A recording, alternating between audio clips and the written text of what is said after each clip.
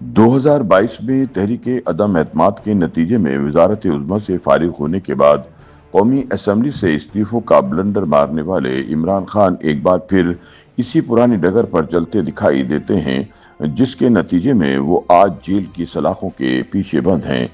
तहरीक इंसाफ के अंदरूनी ज़राए का कहना है कि फौजी इस्टेब्लिशमेंट की जानिब से मुज़ाकरात से इनकार और सेनेट और कौमी असम्बली में अपोजिशन लीडर्स की नाअहलियों के बाद इमरान खान ने एक बार फिर अपने अरकान कौमी असम्बली से इस्तीफे लेने का जहन बना लिया है, ताकि पार्लियामेंट की साख खत्म हो जाए और हुकूमत दोबारा इलेक्शन करवाने पर मजबूर हो जाए।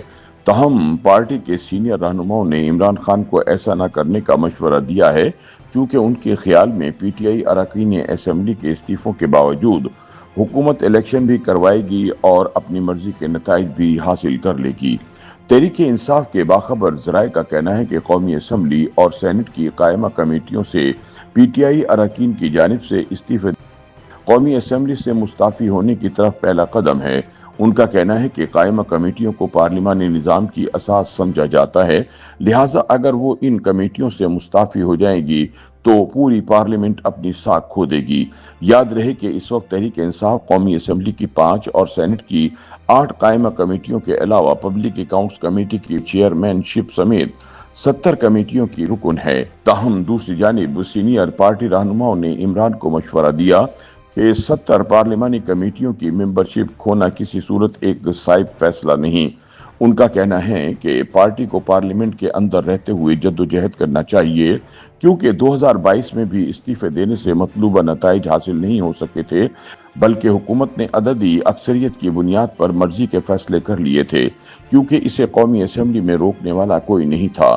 ताहम इमरान खान मुसिर हैं कि अगर हुकूमत और फौज ने कायमा कमेटियों से इस्तीफों का दबाव न लिया तो फिर अरकान कौमी असम्बली को मुस्ताफी होने के लिए कहा जाएगा।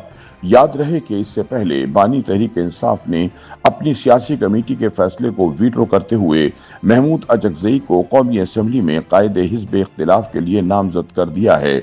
उन्होंने सेनेट में मजलिस वहदतुल मुस्लिमीन के चेयरमैन सेनेटर राजा नासिर अब्बास को कायदे हिज़्ब इख्तिलाफ नामजद किया है। दूसरी जानिब पार्टी ज़राए का कहना है कि तहरीक इंसाफ के कायदीन इन दोनों फैसलों पर नाखुश हैं। उनका मौक़िफ़ है कि इमरान खान ने दोनों ऐवानों में अपनी जमात की बजाय दो दूसरी जमातों के सरबराहों को कायदे हिज़्ब इख्तिलाफ बनाकर एक संगीन गलती की है।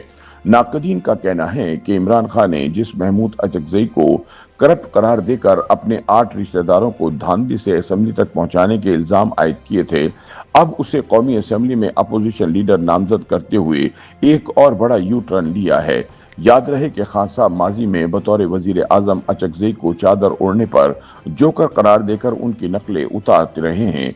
इमरान खान की जानिब से कौमी असम्बली और सेनेट में अपोजिशन लीडर्स की नामजदगियां ऐसे वक्त में सामने आई हैं जब पीटीआई रहनुमा उमर अय्यूब को 9 मई के हमलों में इंसदाद दहशतगर्दी की अदालत से सजा मिलने के बाद न सिर्फ कौमी असम्बली में अपोजिशन लीडर के ओहदे से हटा दिया गया, बल्कि इन्हें पब्लिक अकाउंट्स कमेटी समेत तमाम कायमा कमेटियों से भी फारिग कर दिया गया था।